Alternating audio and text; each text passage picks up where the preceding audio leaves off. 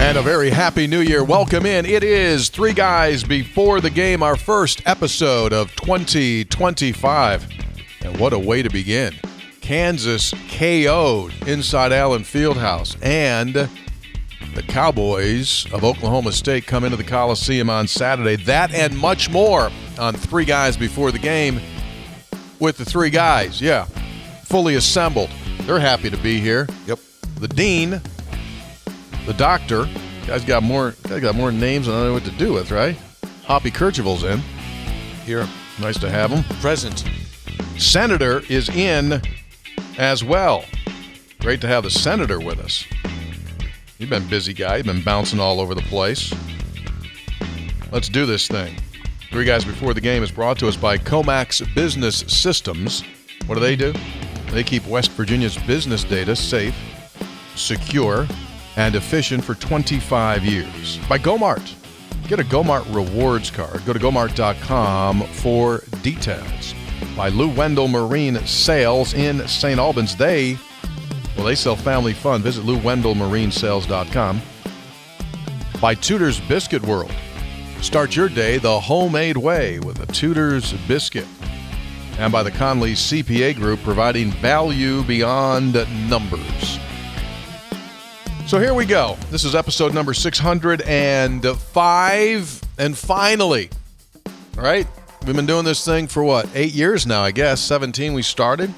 8 years. We've never come on and said, let's talk about the West Virginia basketball victory at Kansas. We never once said that. Never once said it. Historic victory, you're saying? I'm saying it is an historic victory. It is historic. A lot of conversation as to where this game fits in most improbable games of all time. We did a segment last night on the CityNet statewide sports line, and we called it Against All Odds Victories in West Virginia sport history. And we were digging around. Now, someone did bring one up to me that we did not bring up last night. 82 Oklahoma football. Yeah. Right? Yes. Yeah, that's up there. Yeah. All right. Jeff Hostetler. Yeah. Similar, going into an environment that was like this, right? Oklahoma football comparable You'd have to Kansas to basketball. put that up there. Yeah. I think two different things, though. They had won the bowl game to end the previous season in 81, Hoppy, and then went into the Oklahoma game. Now, they switched quarterbacks from Luck to Hostetler. That was Hostetler's first start. But, yeah, I mean, that would be in the conversation. I still don't think it gets it because that's a neutral field game, and you won this one on a home floor. No, that was at Oklahoma. Oh, what am I talking? I'm going back to the bowl game. Yeah. My bad. I was good back to the bowl game. You're right. It was at Oklahoma. It's in the conversation. It's in the conversation. The other part of this, and we're going to dive into these numbers. Strap on for spreads on stats. I've got about an hour and a half of numbers here we got to go through. I don't have that amount of time. The fact that you were missing two of your three leading scorers, that's what you come back to on this. Of all the other things that were difficult, the fact you're down Tucker and down Amani, never mind down Jaden Stone because you haven't had him this year, but that's a whole nother piece that you were expecting. But down Hansberry and Tucker, two of your three leading scorers, and to walk into this game and never trail, and the entire game never trailed. It's the most unexpected, unpredictable outcome in recent memory. I mean, can you, especially when you said, Brad, like two of your top guys out on the road, never win there, don't get a whistle. Kansas being Kansas. 4.5 hours of sleep. Yeah, and the whole travel problems, and to win the game. I mean, talk about high level of improbability. Here's some other numbers. Is this spreads on stats? No, it's not. This is courtesy of Brian Meshley, Sports Information Director, WVU. First time West Virginia unranked beating a top 10 in a top 10 opponent in a true road game since 94. Beat Temple. First time unranked beating a top 10 true road game. That's what? That's 30 years? 30 years. First time since 05-06 beating two top 10 teams away from home. Because you got Gonzaga away from the Coliseum. You get Kansas on the road. First time since 05-06. In essence, almost 20 years. 20 years. Pretty remarkable. Yeah. And you made national news, even with all the bowl traffic. Oh, yeah, you were the story. You were a story. Yeah. Kansas hadn't lost a conference home opener in, 33 years? 33. Shit. Pretty good. And they win. And, oh, by the way, you did that not only without 2 of your top 3 scorers, an entirely new roster of guys that played in that game. Entirely new roster. That's why I think this one goes to the head of the class. Like, forget about the guys that you didn't have playing because of injury. Just go to that one. There are no returning players from last season's team. Just start with that one. And you won.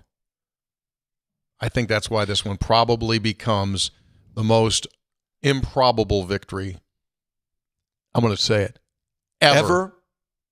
I'm going to go. I'm looking forward to Spreads on Stats because you guys were there. You guys watched it. You talked to the coach to get an explanation why. I know a couple of the things why, but I would like to know the X's and O's why. And I know that the Senator's in on that. Oh, there were some significant X's and O's, Hoppy. Because I've said we've been talking about this for a long time. You didn't need this game to further back up what I'm about to say. I'll just tell you this. West Virginia fans should be pretty excited. You got yourself a basketball coach and staff, right? Darren was elite in the stuff they did in this game. We'll get into some more of it. Staff is tremendous putting this game plan together. But then, as I always say, that's just part of the equation. You got to credit these guys, too, for being able to take the new stuff that was installed in this game plan and go execute it to near perfection. That's not easy either. And not be freaked out in that environment. Never cave in that environment. You're throwing some young dudes out there. KJ Tenner and Jonathan Powell, first year in college basketball at this level. We'll get into some of their numbers. Eduardo Andre, you're asking him, a guy that you expected to, can give us 12 to 15 minutes this year in a role to come in and give us some size. You asked him to play 35 minutes, led you in scoring in the first half, and was the difference in the first half. Made their All-American ineffective at the big. I mean, just, again, we could go for 4 hours. I know we're going to have to niche it down to the highlights. Every player that played in the game the other day was impactful in some way. That's hard to do as well. Everybody that took the floor did something really positive for that team. What did Dickens say, like 2 in the first half? Something like that? Maybe look it up. Something like that. And just maybe even more so than that, just struggled defensively so much. Right? Just that's part of the Darren's counter to what Kansas had seen on tape was some new things. It was putting Javon in some different spots. It was handling those ball screens differently that you knew were coming from Kansas. It was forcing them, what they normally do in their rotations, to have to do something different. And you could see the confusion, and they were unsure of what to do there in the first half. Now, you're going against a Hall of Fame coach in their environment. They adjusted, right? The second half changed, and West Virginia had to adjust to Kansas's adjustments, which were really good, that ultimately West Virginia made them pay for one of their adjustments. We'll get to that coming up too. You kind of made them pay toward the end there. Their adjustment to your adjustments were really good and got them back in the game in the second half. And Tony and I, Hoppy, talked about it during the broadcast. You had to make them pay for the adjustment, and they finally did. West Virginia finally did on that very last possession. Javon made them pay. I had the head ball coach on my public affairs program earlier today, and I was baiting him on the free throws. He didn't bite on that. Did not bite. He said the whistle was fine. How'd that interview go, Hop? It was fine. Just fine?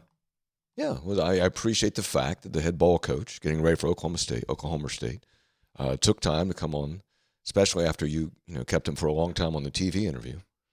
And he answer all your questions, all of your questions to your liking? Well, it doesn't matter what I like. I asked the questions, he answered. I would say this. Coach DeVries, I don't know him. Right. I don't. But he's cautious. He's cautious. What do you mean by that? I mean, he's cautious. I mean, he's not going to give anybody, anywhere, an edge. I mean, he's got it, just that. I mean, he's not going to give anybody anything that they can use. Yeah. And that's fine. I mean, that's... So I chortled. He's cautious. Why did you chortle? I chortled while I was listening. I was driving in. I was listening to your interview with him. Because you tried to go Big J journalist with him. You tried to Mike Wallace him. All I did... You said, this is basically what you were saying. Okay. You said... Brad and Tony are silly sports guys. That's not what I said. They're silly sports guys. They don't ask the tough, hard, probing question. I've hosted gubernatorial debates. I've hosted senatorial debates. Wait till I get DeVries. Now I'm going to line up. I'm going to say, Darren, this is going to be the question. And he he stonewalled you like Eduardo Andre. He just went straight up and said, or here, like bam! Toby O'Connie did on that second to last Just possession. straight vertical. He You said, were here. KJ Adams just crashing into O'Connie. O'Connie just went straight up, said, "You're not coming in here." He knew you. He had you scouted. He knows your game plan, that rapid fire machine gun approach. And he just went like, no. All I did, I could hear the hurt in your voice. all I did was ask questions that everybody has. Sure. That's all I did. You guys, in defense of you all, you are employed by the school. All I did was ask questions everybody's wondering about. Right. How about, Hansberry? How bad's Hansberry? When can he play? How about Tucker DeVries? When can he play? Got nothing. That's fine. Did you give it a shoulder shrug when it was over? Going, I tried. I couldn't get anything. So what was the official discussion What do you mean the official discussion? about the referees? He said fine? Yeah. He said totally fine. He said 'Cause you totally won. fine. Yeah, okay, good. I'll give you some numbers and spreads on stats on the officiating. He said, that Kansas is trying to come back in the second half. So they were more aggressive, so we probably have. But he just, Yeah, because you won. I'll give some numbers. Okay. I'll just put the numbers out there. You can decide. All right. Just put the numbers out. I just said I enjoyed the interview. You enjoyed me being shut down. Yes, what that's you enjoyed. exactly right. Obviously, I'm going to get the story that everyone wants. Darren just kind of gave you. No. I did think. Day-to-day I thought evaluation. if there's an update on one of these two guys, I'll get to break this story. You know what I credit you? I do. I give you a ton of credit because, hey, let's face it. You're down to your last day. Right? Well, no, let's face it. Right, Brad? I mean, here's a guy down to his last day of hosting that show. He's only got one more day, just tomorrow. And I give him all the credit in the world. Like, he will go down to the very end. Like, he's not mailing it in going, back in 1983, there was a story. None of that. Like, he's on today's story. No one has coasted less into the finish line than Kercheval. He just hit the gas. Yeah. Like, he went faster. Like, he's already nervous and anxious because we're taking too much time because he's got show prep for tomorrow. Yes, In exactly the final right. shot, right? Yeah. You better settle in because we got a lot of stuff to discuss here. good. Some of this, again, I like content. Truly, guys, we cannot minimize the game planning that went into that and the scouting job that staff did to get ready. Let's hear it. It was really good. Some of these numbers are pretty fun too. What's coming up? Three guys brought to us by Comax Business Systems. If you've been putting off getting a business phone system for your business, why not now? Technology has just absolutely changed, revolutionary when it comes to business phone systems, and Comax is right there for you. They can do one line. They can do 1,000 phone lines, and they are competitively priced. They're efficient. They come into your place of business. They do a discovery to figure out exactly what best suits you, and they'll give you a quality price. No cost at all for you on the estimate. Give them a call. Visit them at comaxwv.com. That's comaxwv.com. All right, with much anticipation, let's get into let's get into the digits, So numbers. We'll just go right to the numbers. Here comes the heater. Let's jump into the analytics portion of the show. Ready? 5, 4. Spreads on Stats is brought to us by the Conley CPA Group, providing value beyond numbers. What is this Conley CPA Group, you ask? Well, they're a complete service public accounting firm providing consultations, serving clients throughout West Virginia and surrounding states. 2025, our new year, brings them their 40th anniversary. Local firm, experience, local professionals. Just like Hoppy, they've lasted through the test of time. Whether you need to outsource your accounting, outsource your CFO services, give them a call. It's the Conley CPA Group. So how are you breaking this down? Because by the way, before we can end the parade down High Street on the Kansas, we do play Saturday again. There's a preview as well. Got 20 of these. This is only one. I know, but can we at least enjoy this for a moment?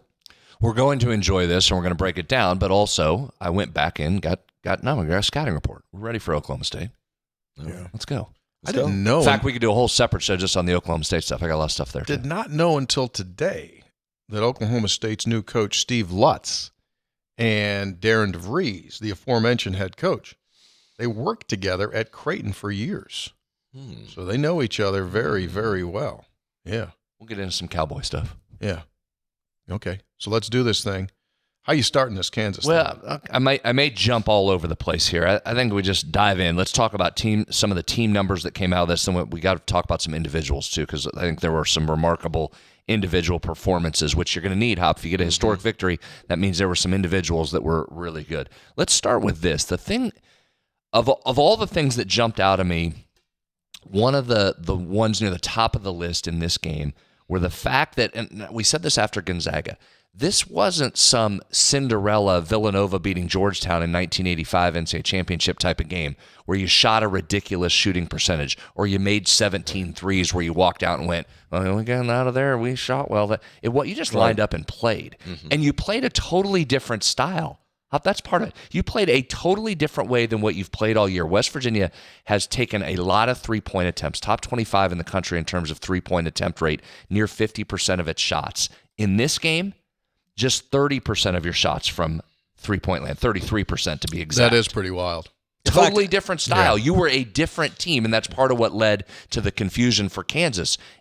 If you had done the scout based on how I'm going to do Oklahoma State, and they come in and do something totally different, that's why you're caught going, what are they doing here? Which is why when I looked at the stats bet, I thought, that's why I'm anxious to hear what you have to say, because I thought, how'd they win this game? Didn't get to the free throw line, didn't make a ton of shots. Right. Okay, so that's one. So you didn't take the three. You didn't even attempt the threes that you normally take, let alone make them. That's number one, because you only shot 30% from three.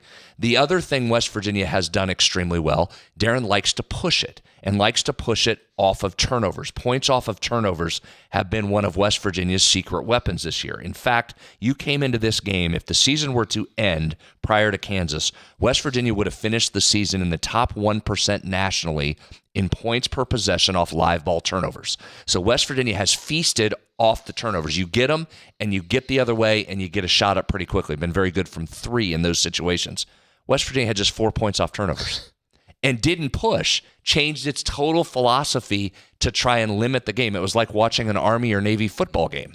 It was, is that right? You're going to give us the ball? We're just going to slow this down. Yeah. Now you guard us for the entire time. We're going to take the whole time. And if you go back and you look at it again or you watch it, you just see Javon's walking it up. Toby's walking into his position. Eduardo's walking to the post, and the shot clock's running. It was a very deliberate effort to shorten the game and limit the number of possessions. Worked out perfectly, right? Very well done on that part of it. But the fact that you made 30% of your threes, only took 33% of your shots from three, only had 4 points off turnovers, and still won at that place, pretty remarkable. Just a totally different way of doing it.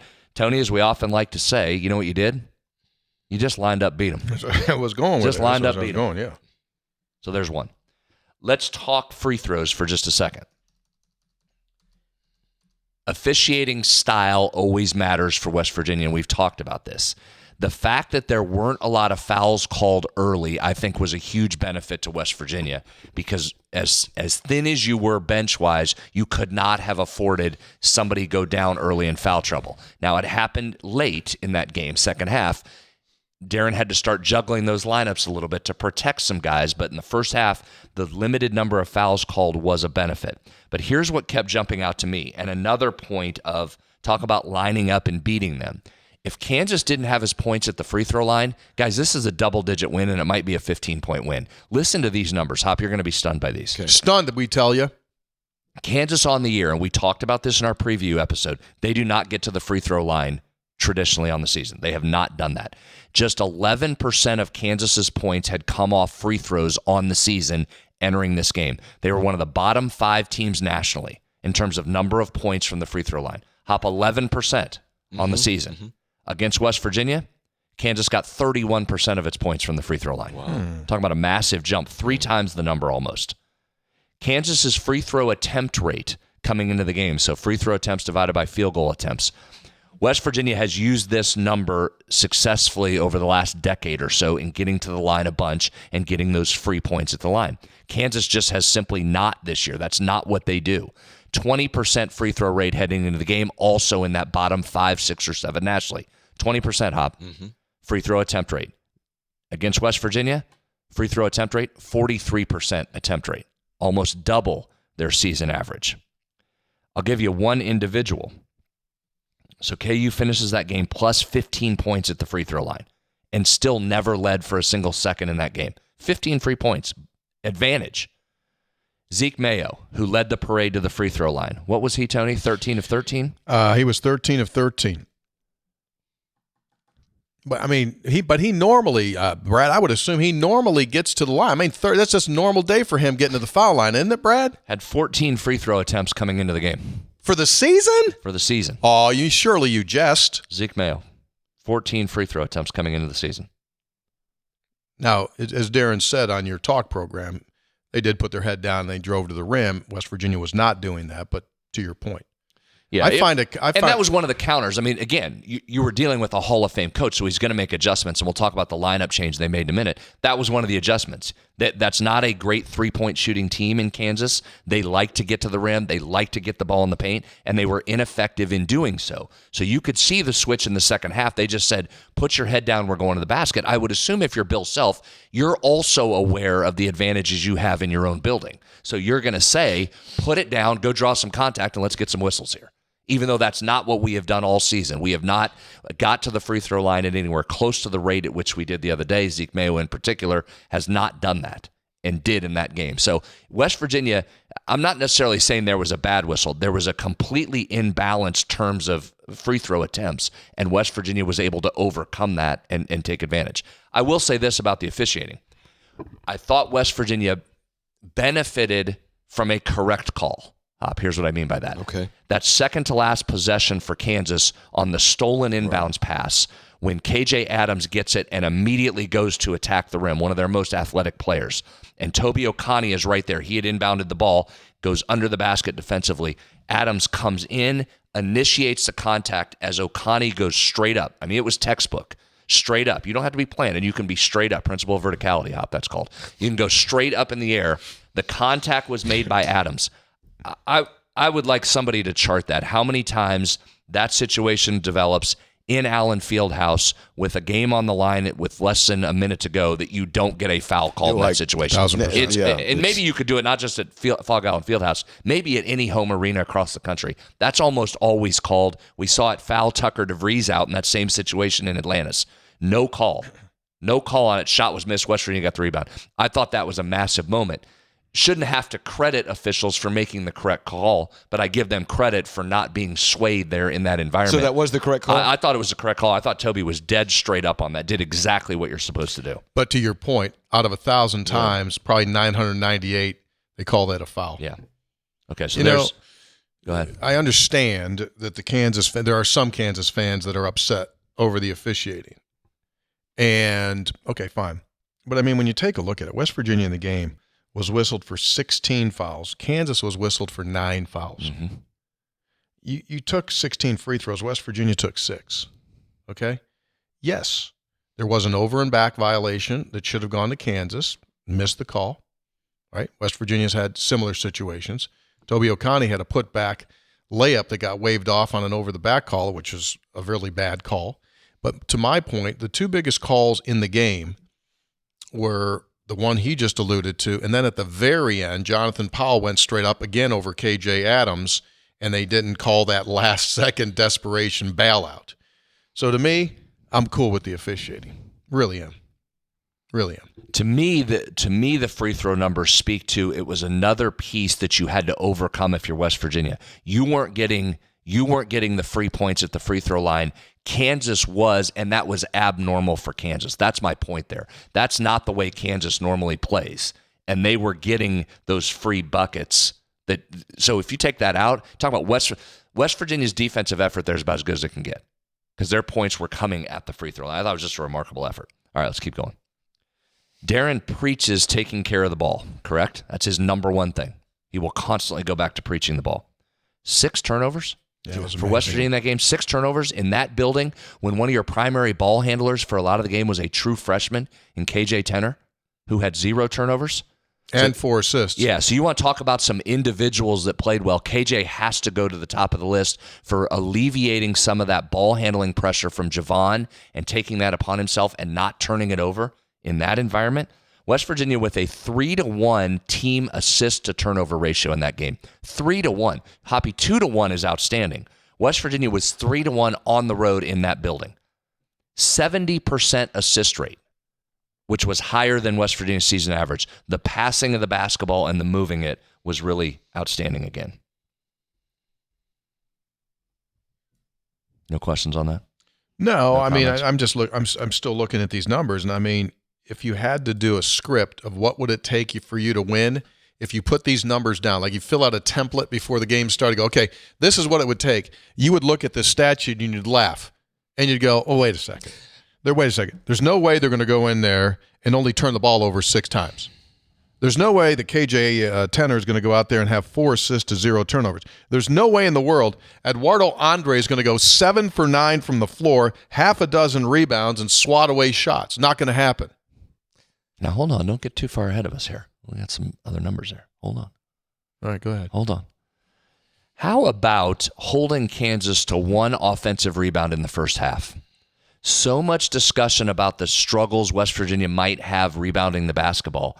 And against one of the premier bigs in the country, you limit them to 1 offensive rebound in the first half. I thought that was a critical part of this game, too, as West Virginia Hop built that massive lead. You weren't turning it over. You were scoring, and they were one and done on a lot of their possessions. They were getting shots, and they weren't able to get the rebound. So credit West Virginia on the glass. Now, that number changed a little bit as you got in the second half, and Kansas went big against you. But first half, when that game was decided from a West Virginia perspective, outstanding.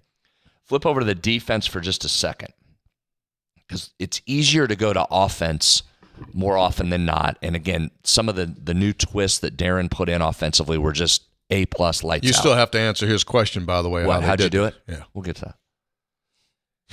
How about defensively? Part of how you did it, Hop, wasn't just the offensive end. It was the defensive side of the ball. And West Virginia just made it extremely difficult. Kansas couldn't get it inside. Couple times only they were able to get Dickinson deep down by the basket where he's virtually unstoppable. Other than that, they were playing around the perimeter and not having success other than when they put their head down and got to the line. Kansas had 0 points off unguarded catch and shoots. You talk about great rotations and being in the right spot defensively. 0 points off unguarded. That's the only time that happened all season for Kansas to this point. In their own building. And you just did that to them? That's really good. Going into the game, Kansas had been heavily left-handed. They had gotten a lot of their buckets, and their better, higher field goal percentages were on the left side of the floor. Against West Virginia, just 2 field goals on the left side in the first half and none from the left side in the second half. Pretty wild. We'll have to ask Darren if that was intentional or if that's just how the defensive scheme played out, but that was different than what Kansas had been all game. So I thought they were just outstanding defensively. Flip back here to some individual performances again for a second. And you go back to the turnovers, lack thereof, of KJ and of Javon throughout the game and of the team as a whole. And remember, you're going against the Big 12 Defensive Player of the Year that's a guard in DeJuan Harris, who's really good and has played a ton of games and applies a ton of defensive pressure. And you didn't turn the ball over much against that defense. That's all that adds to that story of how impressive that was. Defensive Player of the Year. We'll continue to say this, guys, and I don't want it to get lost because he's so good. We shouldn't just move past these performances. Javon Small, guys, is absolutely outstanding. Like, you should appreciate being able to have him in a Mountaineer uniform for this year. He is putting together one of the best seasons we've seen from anybody, Tony, in terms of how you control the game, how he manages the game, how he dictates the game, how he gets the other team to react to what he's doing. He seemingly never reacts poorly to what they're doing. A couple times this game, he fell down. To do an old school reference, Curly Neal from the Globetrotters. Fell down, just kept his dribble, and got up and hit a shot. Marcus Haynes also would go down on his knees. He'd also spin. Just remarkable what he is doing. And here's the other part of him. For one of the top scorers in this league, and again, when you're missing 2 of your top 3 scorers, you're going to say, Javon, you got to score, man. So you got to get some more buckets. Yet he did not force shots in the first half when Kansas was really intent on taking him away. He was content to distribute and get Eduardo Andre the ball on those open shots, dunks, and layups. He was content to distribute to other players. He got on the glass. 11 rebounds out of your point guard is what Javon Small had. 6 assists, 11 rebounds to go along with his scoring. The way, and I'll get to some individual points when he controlled that game and how he decided the game late. But just overall, let's make a pact here to not gloss over Javon's performances the rest of the year, because it's easy to go, yeah, Javon was really good. Okay, let's talk about it. Javon is putting together a Player of the Year type of year so far. Symphony conductor. Amazing. He's a symphony conductor. He's out there. He's in total control. He waits for certain situations to develop, and then boom, he attacks. Like I said the last episode, I said he has just got this innate sense where he is in total control of the game. As good as I've seen. You ask him to push it, go fast, fine, gotcha. You ask him to slow it down and walk it up, fine, I got that too. I'll just handle it. Yep. Let's stay on Javon, because let's talk about this. The patience you mentioned there showed a couple of different times. One of them was, and I think he did it 3 times on a middle ball screen. He went 3 different ways, Hoppy. Just kept taking the defender. I think it was Harris. I'm going to bring you this way. Oh, you didn't bite? I didn't get by? Okay, fine. We're going to come back this way. And Eduardo's just turning, right? Just spinning in place. I'm going to set the screen this way, now this way. Javon comes around once, not there. Comes around twice, not there. Comes around the 3rd time, boom, I got you. Beat to the corner. I go in for a layup. Just the patience that it takes to keep working it and working it and working it. Incredible. End of the game, let's talk about that last possession. Hop, what I was talking about there, the counter that Bill Self made that was a really good counter to West Virginia, he just said, all right, we're just going big against you. We're going to bring in our backup center, Budenga, who I think is really talented, Hop, and fits that roster really well. 6'9", 6'10 freshman, can run, is really talented. He's going to be a good player in this league. He put him and Dickinson out there at the same time, which causes a lot of problems for West Virginia from a size perspective, and that made a difference. That Kansas had a heck of a run there in the second half. Their offense got better. West Virginia's ability to defend struggled a little bit. But what they did was interesting. They took the 6'9", 6'10 Budenga and put him on guards for West Virginia. Guarded Sincere for a while. Sincere got matched up on KJ for a while, and we were talking during the broadcast. We kept saying, all right, if you're going to do that, West Virginia's advantage is you've got a big out front on your quicker guards. You've got to make them pay and get to the basket. For the most part, Budenga did a pretty good job of guarding. But they got that switch on the last play of the game, the last possession. It switched up, and Budenga's matched up against Javon. So you got a freshman against a senior, a big against one of the most talented guards in that league, and Javon didn't rush a shot. That clock is counting down, didn't hurry it, didn't press, didn't go too fast, kept baiting him and baiting him. And baiting him, and I'm going to go on you, and I'm not going to go on you, and I'm going to go, and I'm going to step back, and I'm going to go. And finally, gave him the little head and shoulder fake, got the freshman up in the air. Javon elevates, there's contact, he goes to the line to win it. So it took the half before you could really make them pay for that switch of putting a big on a guard, but Javon got it at the end and got the win. Pretty amazing. Yeah. It was great. It was. Absolutely fantastic. Tell you what, you did really nice job there, Senator. Very good job. You went after it. Of understanding what happened. Yeah. You got more left on Oklahoma State? Yeah, I got a little more on Kansas, too. Let's do a couple more things. Well, the game is noon Saturday. Will we be out of here by then? Yeah, we will. Okay. Well, we're going to sit and enjoy this win and talk about it a little bit. Mention KJ, 19 minutes, 0 turnovers. Let's talk about Jonathan Powell. The freshman gave you 31 minutes, had 11 points, 3 threes, and probably the underrated part, he did a nice job defensively. There weren't many times when we said, oh, they're attacking the freshman Jonathan Powell defensively. He was big. He played bigger than what he is. He bodied people inside. I thought defensively he was really good as well. That was a tremendous performance by both he and the aforementioned KJ Tenor. When you're a baby, when you're a freshman, and you walk on that floor, and they got their decibel meter up there at the end of the game, and that thing's going like 105, 108, 110, 112, and I mean, you can't even hear yourself, and those guys are going like, let's go.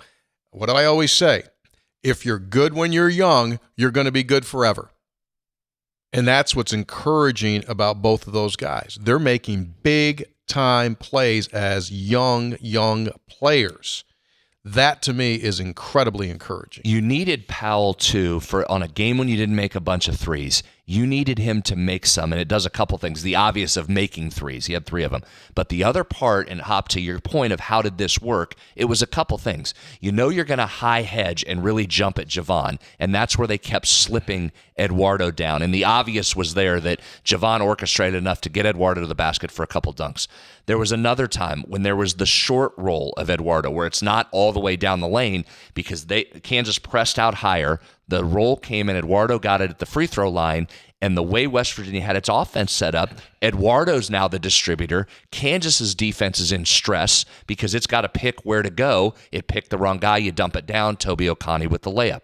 The other side of that is when you have that pick and roll and you set Powell over in the corner As a shooter, they've got to, okay, what are they going to do? Are they going to drop down and try and help the roll man, or are they going to protect the three and not allow that? So Powell's mere presence, the fact that he hit a couple, his mere presence on that side of the floor makes the defense have to account for him. So it just puts a lot of stress on the defense when you're doing that. It's part of why Joe Yesufu's role was big. Came in and hit 2 shots, 2 big threes. He had the ability to make threes. You've got to account for him, and it opens that lane from a defensive standpoint. What are you going to do? You're going to come out and leave a 3 open, or are you going to guard and cut off the lane? So that helped too. 3 other performances, and we'll get out of here on Kansas. Should have mentioned Eduardo Andre before now. And I know we said he played 35 minutes, was outstanding. 15 points, 7 of 9 from the field. He absolutely made them pay for high hedging, made Dickinson ineffective, Eduardo Andre. He was tremendous. Tremendous game from him. Toby O'Connie had one of those performances that will probably not get talked about as much because there were so many others, as I just did, right? You talked about 4 others before you get to him. He was only 3 of 11 from the floor. You mentioned got one of the offensive rebounds waved off that was outstanding. He just elevated up like he does at least once a game, gets a good tip in. He was tremendous on KJ Adams. KJ Adams is a really talented athletic player for Kansas. A lot of times uses his size to bully inside. He's so strong. His legs look like a fullback, and he bodies you inside. And then Former he has high school lacrosse player. Yeah, a good one. Has the ability to elevate up athleticism-wise, too. I thought Toby just matched him. Like size and strength-wise and athleticism, just said, okay, fine, we'll just match up here. Yep. And really rendered Adams ineffective. And again, he's not one of their leading scorers, but he does a lot of things for that Kansas team. And Toby was just toe-to-toe with him. Really good performance. And then Sincere Harris again, with his on-ball defense on DeJuan Harris in particular, made them, Kansas, struggle to get into some of its stuff offensively. He was really good on-ball defense. You saw Kansas try and attack when he would go out of the game and try and take advantage of younger guards out front. But I thought Harris was really good.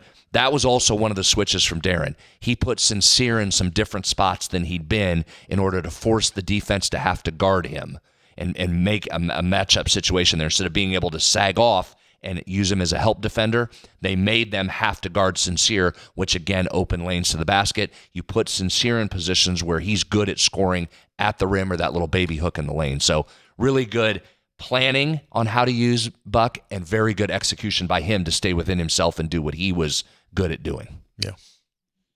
All thumbs up. 3 guys before the game is brought to us by Lou Wendell Marine Sales. 2024 was a huge year for Lou Wendell Marine Sales. This was the year that we unearthed here on this podcast that Christopher Columbus, in fact, used a Lou Wendell pontoon boat. Well, where's the picture? That's the current store. Yeah, that's in the St. Albans location right there. Those are the Avalon pontoon boats, 100% manufactured here in the United States. Now, besides those, they sell the G3 boats. You guys know that. I mean, perfect for fishing. They do everything you want. The Gator series there. But it was this picture of Christopher Columbus coming across. There he is. There it is. On that Lou Wendell pontoon. So if you'd like to meet Chris, maybe he'll be in St. Albans one of these days for you. Go to LouWendellMarineSales.com, the premier pontoon boat dealer in the state of West Virginia. Cowboys of Oklahoma State come in on Saturday, high noon. Big 12 home opener. What'd you hear about tickets, El Senator? Oh, I haven't checked. Over double digits. Should be a fantastic crowd. I'll be surprised if it's not 10,000. Is it Gold Rush something? Isn't it gold? I think it is. Okay. I'll check. I think it is. It's Gold Rush Saturday? I think it is. Okay. I think it's Gold Rush. All right, what do we know on the Cowboys? In this bizarre world, there's a former player who helped beat Kansas last season for West Virginia, now at Oklahoma State. And there's an Oklahoma State player from a year ago that's now at West Virginia. That helped beat Kansas this year. That helped beat Kansas this year. Of course, so referring to Pat Sumnick for Oklahoma State, that exactly. had 20 against Kansas last year, was critical in that win over the number 3 Jayhawks in the Coliseum. He'll come in with the Cowboys. Here's the quick scout on Oklahoma State. They're going to want to push it offensively. They want to get up and down the floor. They average 15 points per game off fast breaks, and they're going to look for threes in transition, 41% from three-point range in transition. Now, their opening Big 12 game, they drew Houston in that game. Heck of a defensive squad. Houston held them to single-digit points in transition. That's the first time all season that Oklahoma State hasn't got into double figures there. So that's going to be an early key for West Virginia, which it's been good about. Get back in transition defense, force them to get into the shot clock. With Oklahoma State so far on the season, the longer you've gone making them work the shot clock, the better off you are. They average 1 point per possession in the first 10 seconds of the clock. That goes down for each 10-second increment, down to 0.68 points per possession from 20 to 30 seconds used on the clock. So make sure you get back in transition, force them to run their offense, and generally you should be in good shape there. They're very good on the offensive glass. So it's a team that has not shot it well, bottom 100 nationally in 2-point field goal percentage, 204th in 3-point field goal percentage, so they haven't shot it well, but they have got on the offensive glass extremely well. Top 40 nationally in offensive rebounding, and they don't give up many offensive rebounds. Top 26 in terms of defensive rebounding percentage. So force a miss, just like you did at Kansas. Force the miss, get on the glass defensively, make them one and done, and if you limit transition, you should be in good shape. Here's a part where I would expect them to struggle a little bit, Oklahoma State, if all things stay equal. They have not got many unguarded catch-and-shoot jumpers. In fact, they've only had 2 of 11 games this season with more unguarded catch-and-shoots than they have had guarded catch-and-shoots. They're going against a West Virginia defense that gives up the fewest percentage of possessions with an unguarded catch-and-shoot. So you're getting a team that doesn't get a lot of them against a team in West Virginia that doesn't give them up. That should bode well for a team that's not shooting it well, right? Those are factors that are in West Virginia's favor right there. Watch them on the right corner, the 3 from the right corner. They're pretty good, 41% from there, so keep an eye on that. Defensively for the Cowboys, they live off of steals and those defensive rebounds. Those steals lead to the runouts and their transition game. They're 34th nationally in opponent turnover percentage. They're top 10 in steal percentage. So West Virginia protecting the ball, Hoppy, is going to be another key here. West Virginia shooting the ball. Oklahoma State gives up the most unguarded catch-and-shoot jumpers in the Big 12. Excuse me? The most unguarded catch-and-shoot jumpers per game in the Big 12. That should bode well. West Virginia gets a lot of them and has been very good. That's where that assist rate matters, the extra pass. West Virginia should have some open shots. Now you've just got to make them. One area to watch.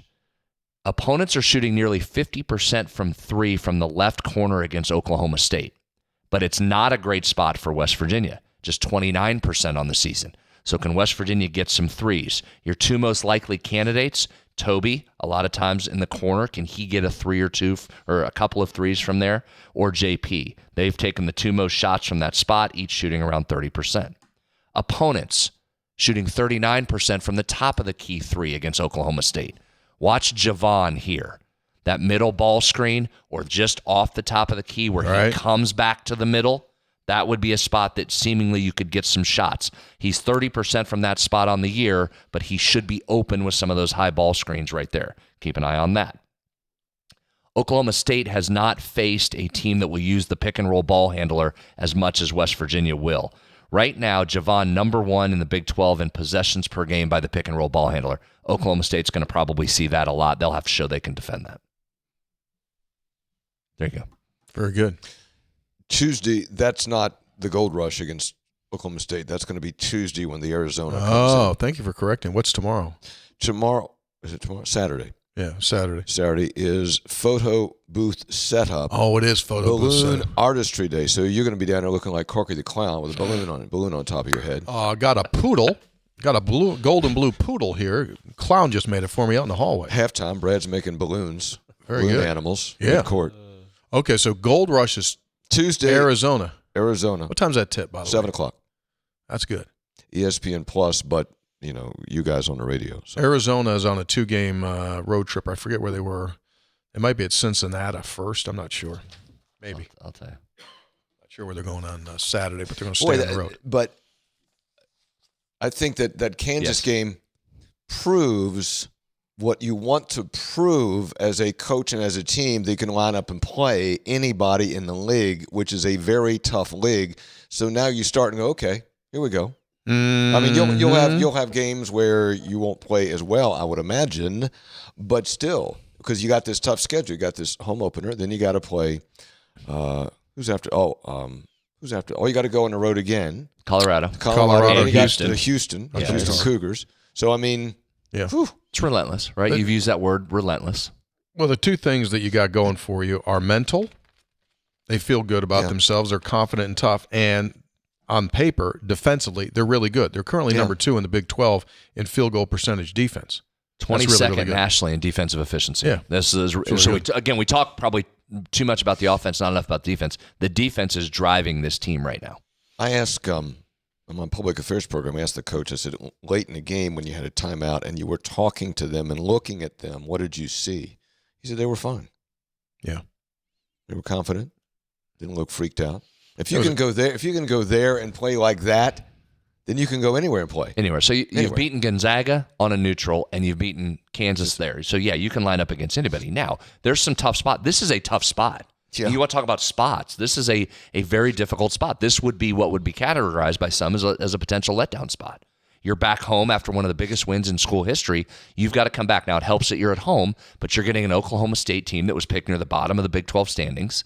You've got to show up and play or they'll come in here. Absolutely. And I know that's coach speak a little bit, and that's cliche. It's true. We're going to say that every week in the Big 12. That's a fact in this league. Now, I'll ask you guys, because as you know, during my probing interview, I didn't get a real good answer, but do you expect Hansberry to play?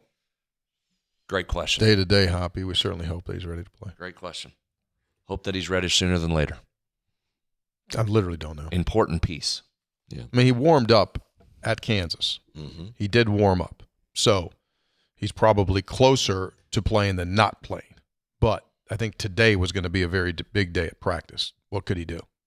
That's the question. And you just roll games quickly now, right, Tony? You go Tuesday, Saturday, Tuesday. That's 3 games in 7 days. You've been on a stretch where you played 3 games over 21, 22 days in there. So that one game can turn into 3 pretty quickly. That's your concern. So you're good? I'm good. Well, if you're a regular on this show, you know that I'm oftentimes unfairly attacked for over-promising. Recently, I don't unfairly. But recently, I brought up that we got something special Fairly coming criticized. up in this new year, and here it is. You ready? Yeah. Gomart has designated 3 Guys Beer, which is Connection 304, as its featured beer of the month. It will be available at 72 Gomart stores across the state. How many? 72. Wow. So here's the one thing about this. Don't know if you know this or not, but Gomart has made a concerted effort over the years to support West Virginia breweries. Okay. They really want to get West Virginia craft beers out there. And folks like Parkersburg Brewing Company have produced a lot of product for them through the years among the other brewers in the state. And in a couple of days, we'll have the distribution map on our website and on our social media.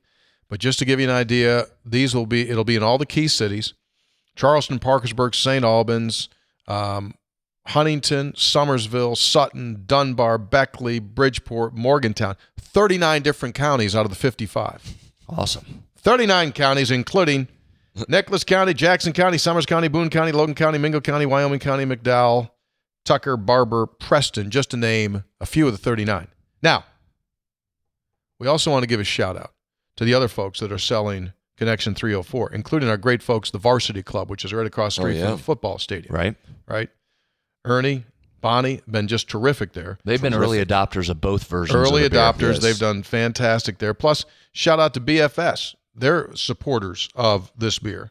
And we encourage you to, if you're a buyer of beer or wine or spirits, you've got a place, let us know, and we'll get you in touch with the right distributor. Just send us an email at info@episode800.com, info@episode800.com. Shout out Spriggs Distributorship, Joe's Globe, Martin Distributing in the Eastern Panhandle, American Bear Company in Greenbrier County, Southern West Virginia, and our friends at the Briar Garden, Ross and Meredith. Oh, yeah. Oh, we've been there. Yeah. They sampled. They gave it 5 thumbs up down there in Lewisburg. Remember we were down there one I night? had a great time with Had a them. great time. And remember this, that this whole Connection 304 started with people talking about West Virginia connections. And our whole deal is that we're trying to keep this brand of connection in West Virginia, promoting small businesses. And that's what we're doing. And coming up later this month, we're going to announce another deal What? Something special with the the rest of WVU us. Cancer Institute. Okay, great. That we'll announce at the end of this month. It's in the works, and special thanks to Gomart for helping the smaller brands, smaller businesses in West Virginia. They do not get held hostage by the big brands. They say, no, well, we're West Virginia. By big brewery is big, not big brewery and big convenience store.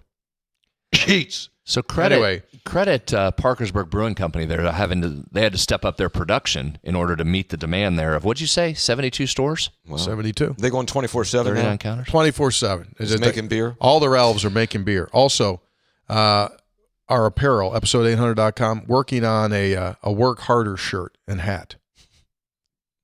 Yeah, that's going well. Mm-hmm. You said that? I think. You were the one that coined that? I don't know. I can't remember. Yeah. Thanks for having us. Probably sold a few this weekend. Yeah, I'm sure it Or did. this week. Also, our one last shout out, all of our Christmas people that ordered stuff. We did have a couple of missteps. Well within the acceptable percentage based on the number of orders we manage. We look forward to continuing to work with Mountaineer students, WVU students, making episode 800 a better experience. So there you go. Yeah. Thank you, everybody that ordered. I'm stunned, I tell you, as we get ready for textual healing, that Hoppy did not begin today's show with his obvious observations. Why did that not happen? You didn't have any obvious observations. I think we're all so excited about the Kansas game that we just all jumped into it. Well, let me tell you Fair something. point. Let me tell you something here, Harvester. All right, I'll correct it. Big win. One of our listeners has fallen in love with Hoppy's obvious observations. So he had a song made called Hoppy's Obvious Observations. Another song. Do you not have any headphones, Skippy? I don't. Go ahead. I can hear it. So we had a song produced, and then I had our good man, Ben Lohman, he's just terrific. One of the all-time greats. Video producers. Dan's kid. Sure. So he put pictures next to the new song. Ladies and gentlemen, here becomes the world premiere of Hoppy's Obvious Observations. Take it away, Jake.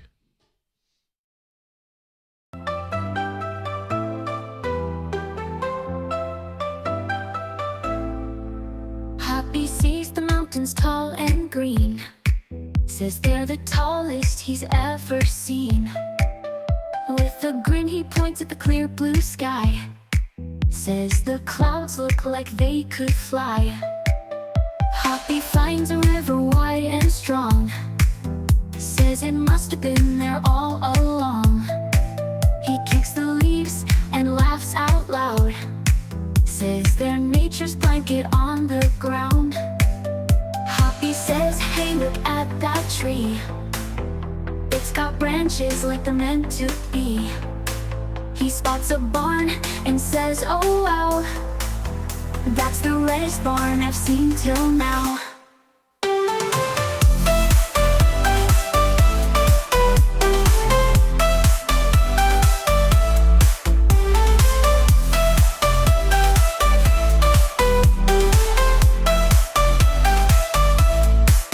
Hoppy says the air's so fresh and clean, says it's like nothing he's ever seen.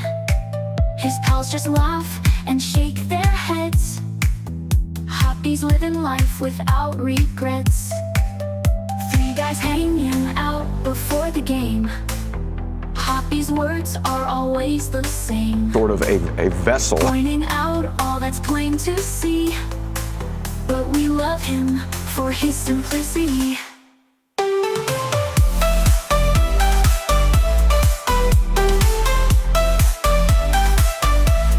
Hoppy says, hey, look at that tree, it's got branches like they're meant to be. He spots a barn and says, oh wow, that's the rarest barn I've seen till now.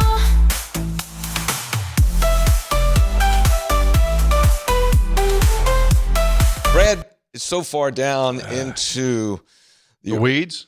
the weeds. Important information, but Very. the obvious still needs to be said. Yeah. I got to say this. Time for textual healing. Let's do it. That's nice.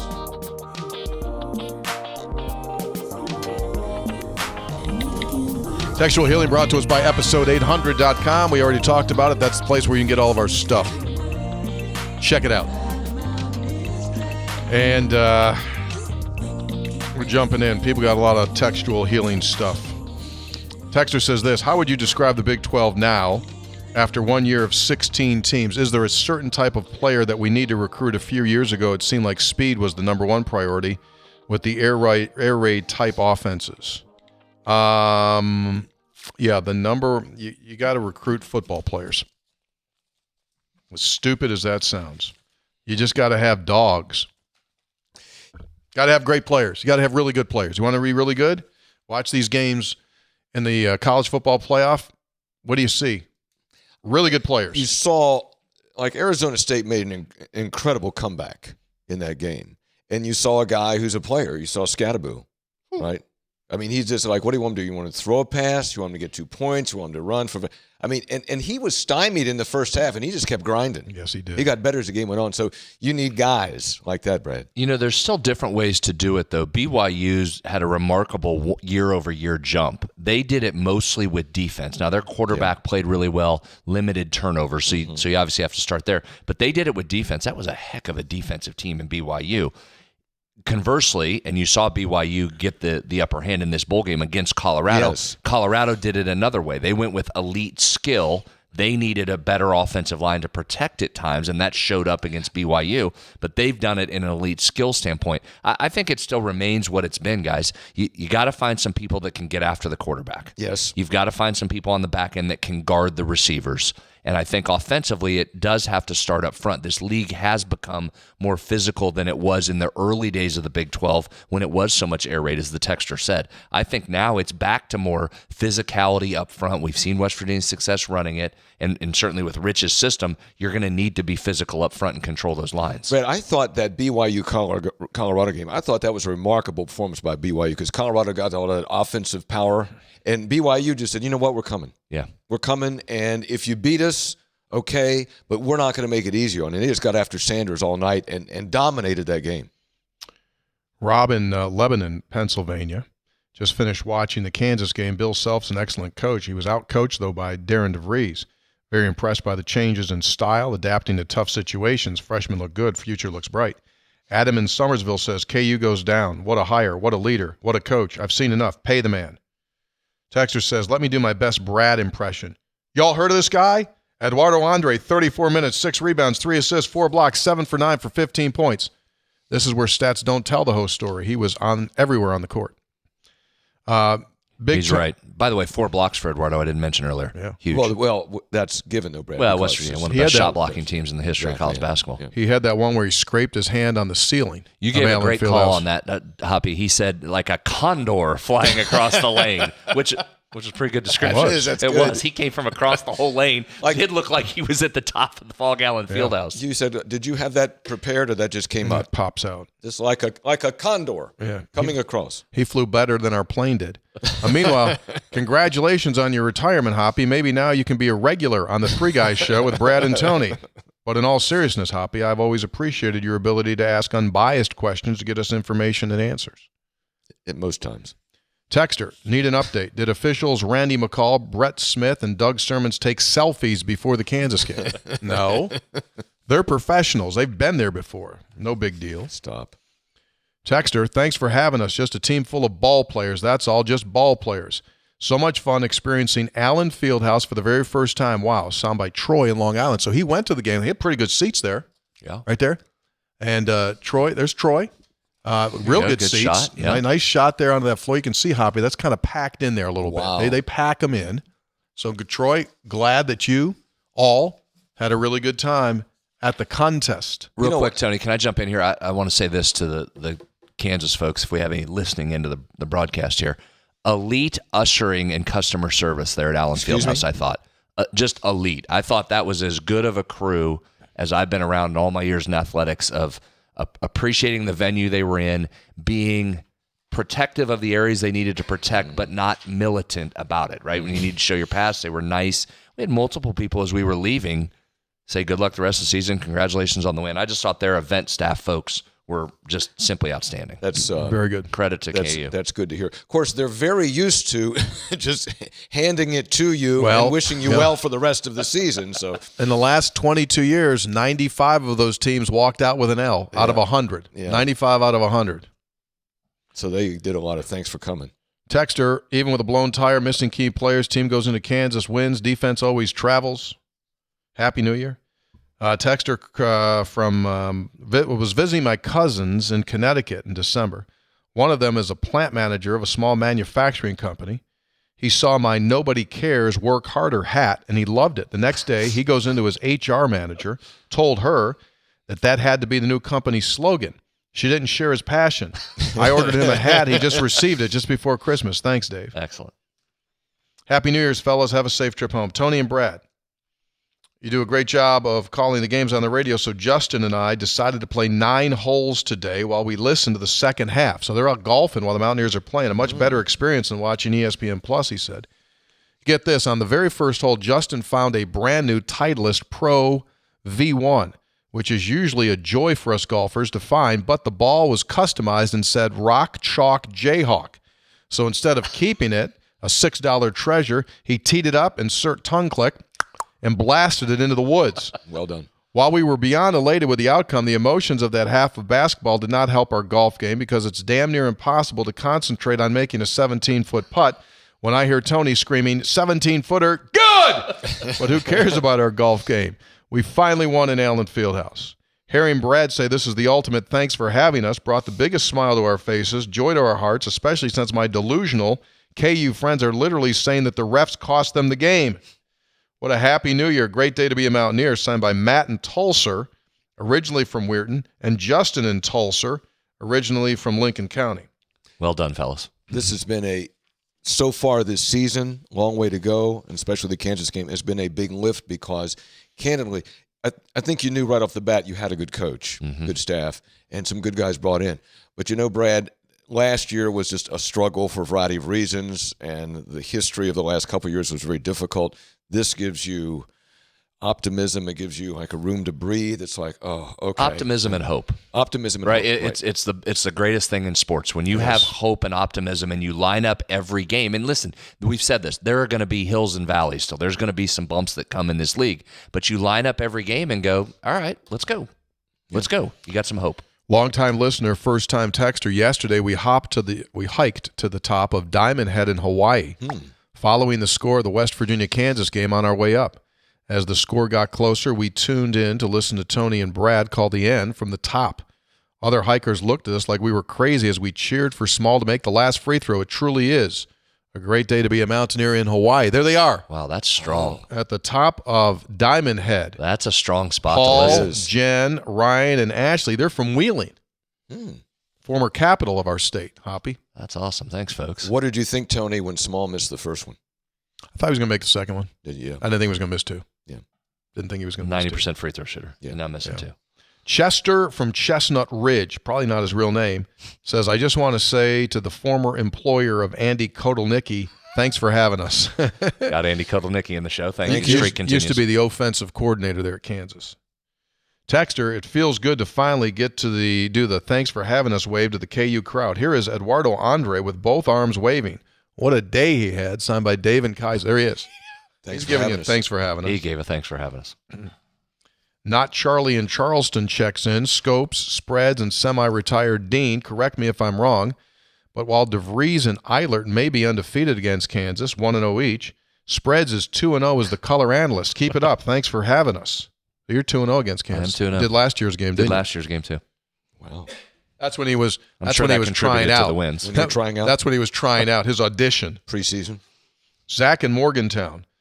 First-time texter, long-time listener. Huge shout-out to Dave for delivering the goods on Christmas Eve. If you guys ever sell this popcorn by the pallet, please let me know. Oh, we can do that. Popcorn well received again. Great job on that. Oh, yeah. That's big. Dave was out there on Christmas Eve? He was just delivering. Delivering Wow. stuff. Just working. Wanted to share several West Virginia connection stories over the last several years. Here's one.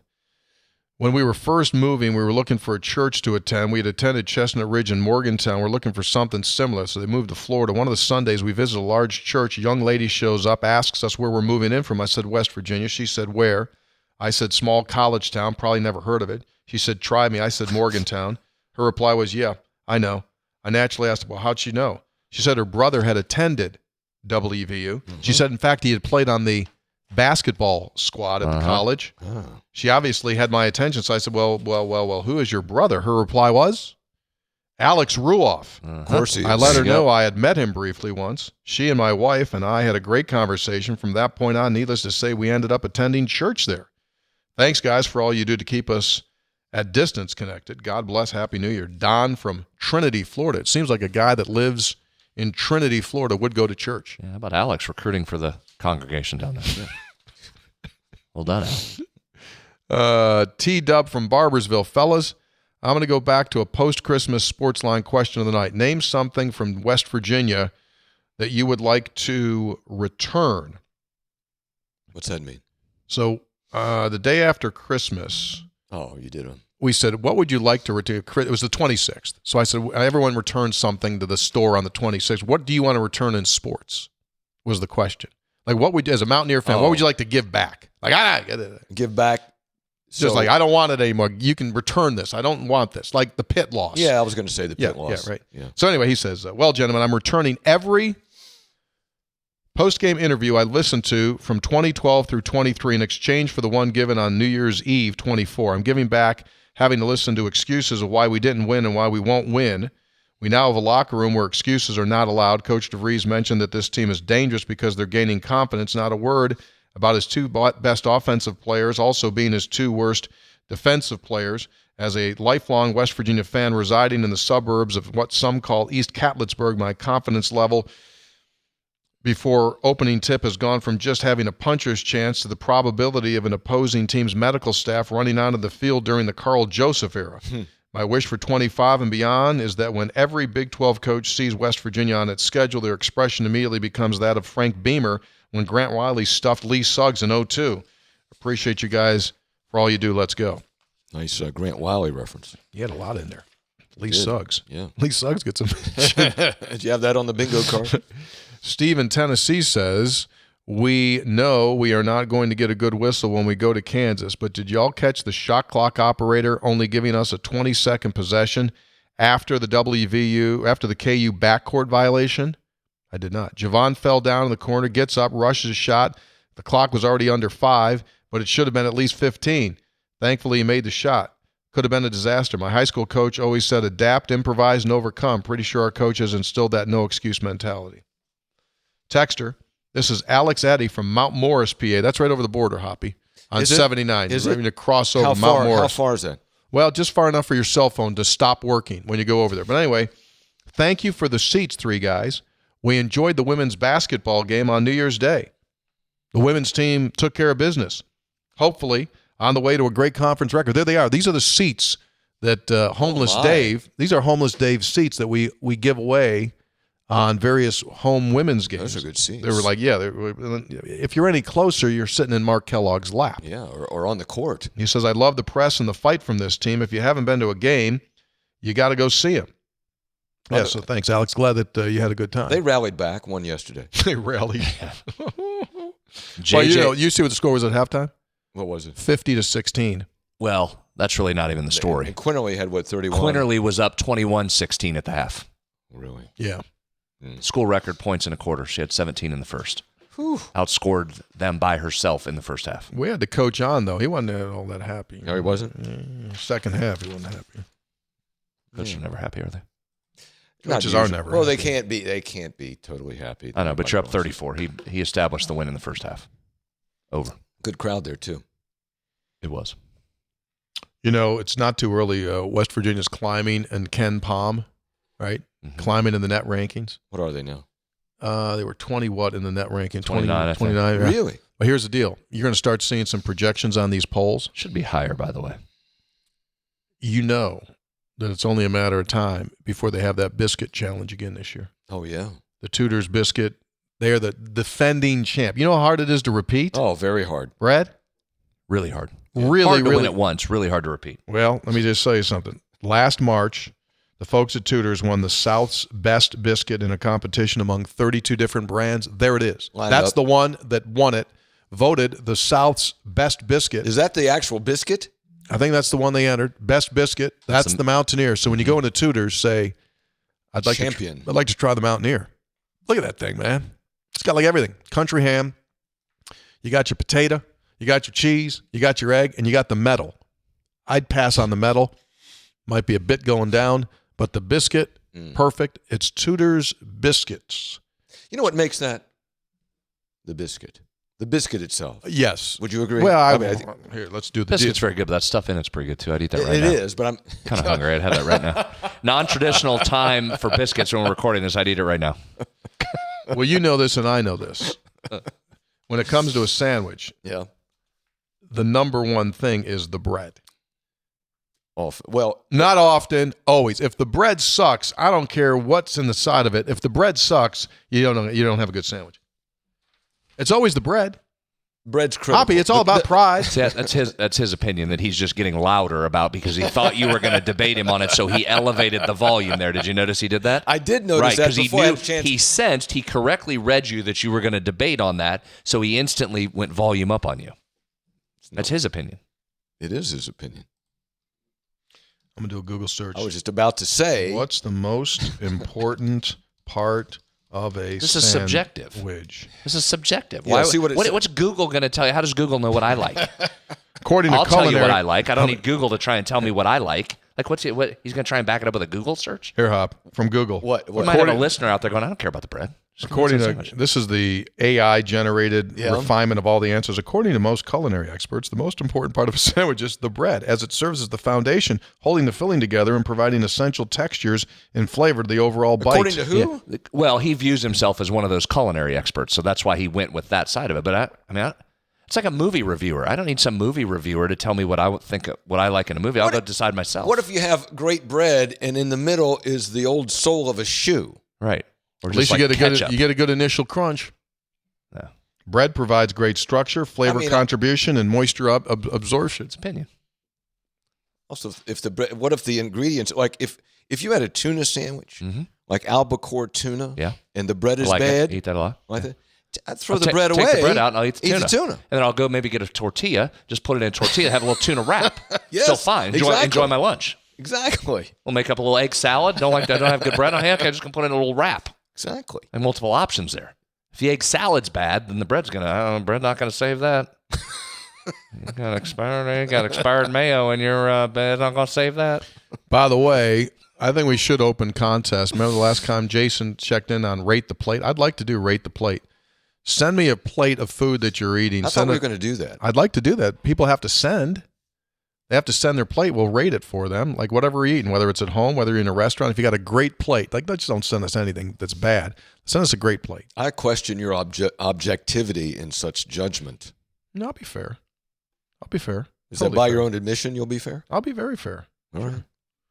Texter says, Tony and Brad, can you describe the mood of the flight coming home? What's that like after a big win? You would be incredibly disappointed because you guys just fall asleep, don't you? I mean, well, he does. The excitement is always in the locker room. Yeah. And by the time they get on the bus, they eat their food. And then by the time they get in the plane, whether you win in dramatic fashion, whether you lose in convincing fashion, like it's always the same. It's just like, it's quiet. It was one of the things that, Hoppy, I told Tony, impressed me about this team. You're right. The locker room, they were super excited as well. They should be. But by the time we were exiting, they were just business as usual. I mean, okay, let's go. What's next? They put their headphones on. Yeah, get on the plane, get your food. Let's go. Sure. What's next? Yeah, what's next? I do think some of the newness of these guys maybe played a role in that, Hop. Really? They didn't carry in the baggage of past disasters. Scars, in the scars. They didn't have that. They're like, it's a super tough place to play against a really good team. Let's play.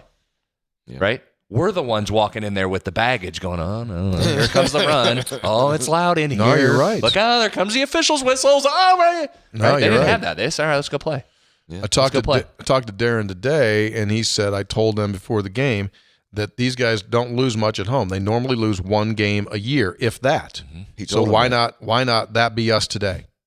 Why don't we be the one team? And they might not lose again at home. 2018 since they've lost more than one at home. Yeah, 2018. Yeah. Really? Holy cow. Yeah. I was thought about whether you apply the word historic, but I think in terms of West Virginia basketball history, and that's a deep history, Brad, with a lot there, but you can probably put that in the near historic category. It is, and especially given the circumstances of that particular game, fact you never won their top 10 opponent. I mean, there were some things just individually would make it that. Yeah. You combine all those things, absolutely it was. NCAA team now? I mean, they're trending that way. Trending? 19 more games. Yeah, there's so much basketball. So here's what you've done. Here's how you answer that question. Okay. What you've done with your early season performance over Gonzaga, Arizona, and now Kansas, you've put yourself in a position. Okay. Right? When you've got to go win. You've got to win these games, but you've put yourself in a position, and you've probably allowed yourself a slip-up or two in conference play that you would have not been allowed had you not had these big marquee non-conference wins.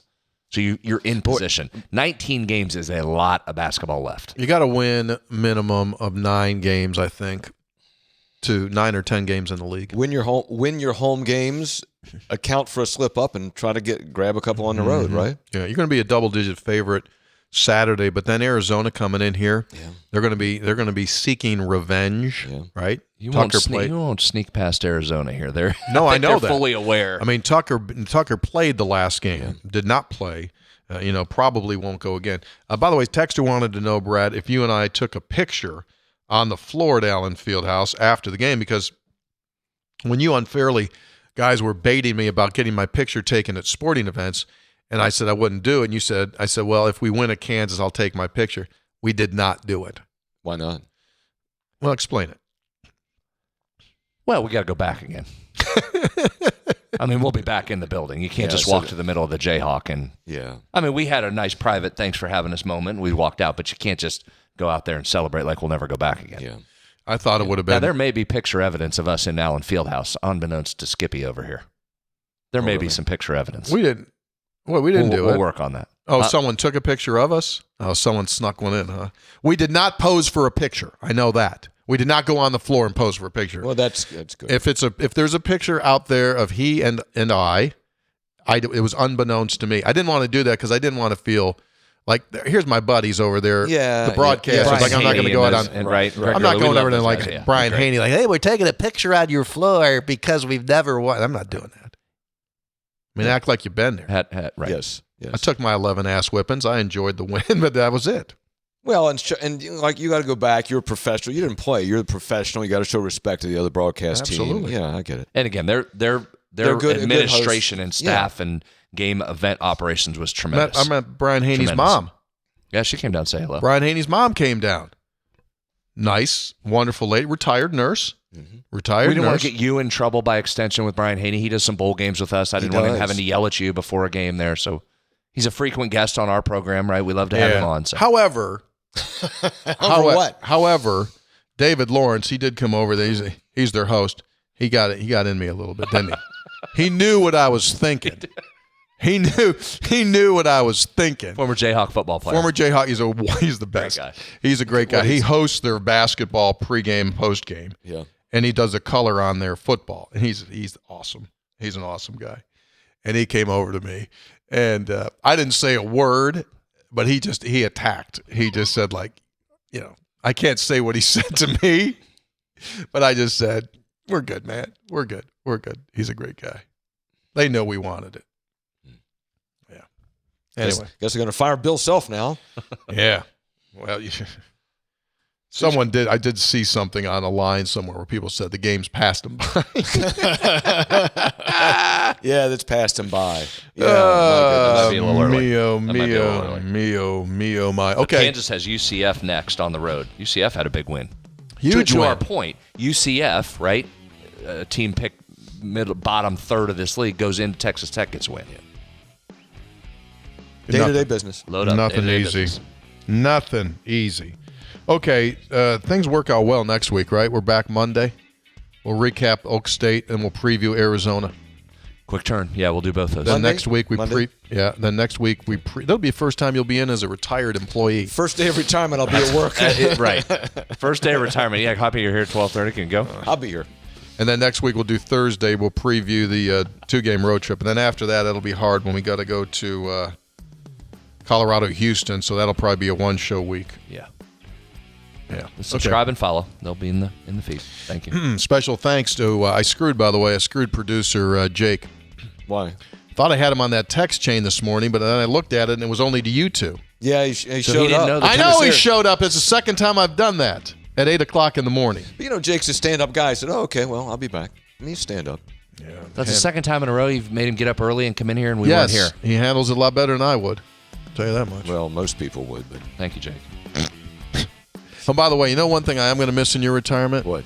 When I sit up there in my office and hearing you scream during the breaks. What? Talking about me losing my temper. What? Yeah, what? I don't know what you're talking about. If these walls could talk, they'd tell you a story. Three Guys brought to us by Comax Business Systems, keeping West Virginia's business data safe, secure, and efficient for 25 years. By Gomart. Get a Gomart rewards card. Go to Gomart.com for details. Go to Gomart. Get our beer. Yes. Connection 304. And please, in all seriousness, do drink responsibly. By Lou Wendell Marine Sales in St. Albans. They sell family fun. Visit LouWendellMarineSales.com. By Tudor's Biscuit World. Start your day the homemade way with a Tudor's Biscuit.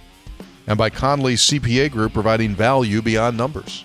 We also had assistant producer Jumpin' Jack in. Yeah, He Jack. continues Jake and on Jack. Christmas break. He gave Hoppy a Gave me retirement a gift, a parting gift. Absolutely. I mean, the guy doesn't miss a beat. Doesn't miss. Dots the I's, crosses the T. All right. He said, "Be sure and read the card. Be sure and read the card."